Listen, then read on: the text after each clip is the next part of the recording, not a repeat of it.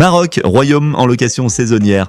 Le royaume brille sur Instagram à la lueur des filtres et des drones. Les ruelles de Chefchaouen paraissent plus propres qu'un bloc opératoire suisse et Marrakech devient une maquette orientale montée pour les influenceuses en quête d'orientalisme express. L'œil numérique s'y perd comme un enfant dans un souk, mais à quelques mètres de l'angle photo, le royaume pue. Les ruelles sentent la graisse et la mendicité. Une vieille tend la main à un touriste en claquette pendant qu'un enfant crie « Money » dans un anglais approximatif. Le touriste rit, sort une pièce puis accélère. Il ne reviendra pas, aucun touriste ne revient. Il repart avec un tapis fabriqué au Bangladesh, une intoxication alimentaire et une promesse solennelle de revenir, Inch'Allah, qu'il annule avant même de passer la douane. Car pourquoi revenir à un pays où le marchand de souvenirs vend du cuir qui sent le plastique, du safran qui pique les yeux et de l'argenterie qui verdit dès le lendemain?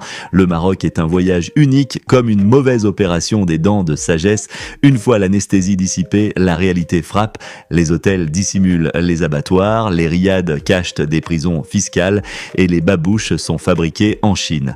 Dans les cafés, l'ennui s'installe. On parle du roi. Toujours, le roi est loin, malade, dit-on, parfois en France, parfois ailleurs. Il ne gouverne plus, mais gouverne encore. Son fils, spectre en basket, serre des mains avec une gravité d'enfant puni. Il regarde l'Europe comme un élève regarde un professeur cruel. Il sourit, mais il ne comprend rien. Alors, pour assurer la paix du trône, le Maroc donne tout. Les terres agricoles, les contrats, les ports, les filles et les garçons, les plages et les douaniers, même le vent s'il le faut. La France reçoit avec grâce, Israël avec méthode, chacun sa part, chacun son silence. Sur les collines, le kiff pousse, noble et modeste, les autorités ferment les yeux, parfois les deux, on laisse faire, le cannabis nourrit les villages, les champs verts financent les mosquées blanches, Allah reconnaîtra les siens dans les salons du peuple, le discours tourne en boucle, le Maroc ne va pas mal, c'est l'Algérie qui complote, chaque sécheresse vient d'Alger, chaque échec aussi, l'Algérie a volé l'avenir, la mer, le Sahara, les investisseurs, la Coupe d'Afrique, même les orages.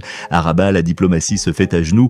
On normalise avec Israël comme on achète un micro-ondes en solde, sans garantie. La population, entre surprise et fatigue, regarde passer les drapeaux bleus et blancs. Rien n'est dit, mais tout est ressenti. Les anciens quartiers juifs se repeuplent, non pas de Marocains revenus, mais de nouveaux maîtres venus avec papier, actes, souvenirs et avocats. Des maisons entières changent de main sans procès ni bruit. Le royaume vend son passé à crédit en espérant un futur exportable. Dans les campagnes, les femmes marchent des kilomètres avec l'eau sur la tête pendant que les ministres volent avec l'intelligence sous les bras. Un hôpital sur deux manque de gants, mais les stades brillent. La FIFA adore, les influenceurs aussi. Le Maroc montre ce qu'il n'est pas, comme un homme qui porte une Rolex volée en croyant être milliardaire.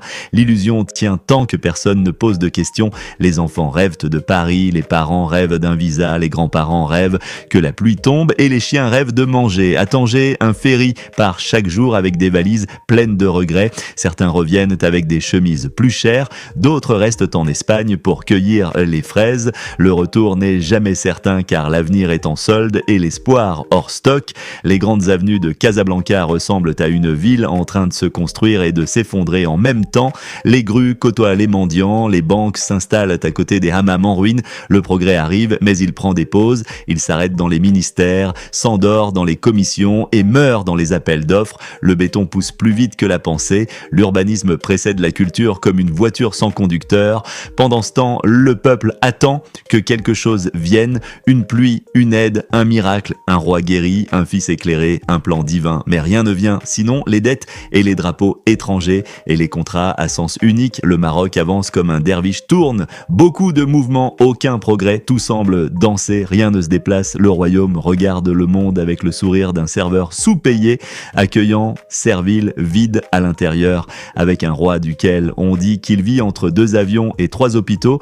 Il gouverne par hologramme. Son fils, prince sans royaume, continue de serrer des mains molles avec des sourires préenregistrés. Il gouvernera peut-être un jour, ou peut-être pas. En attendant, le royaume vend ce qu'il peut, à qui veut.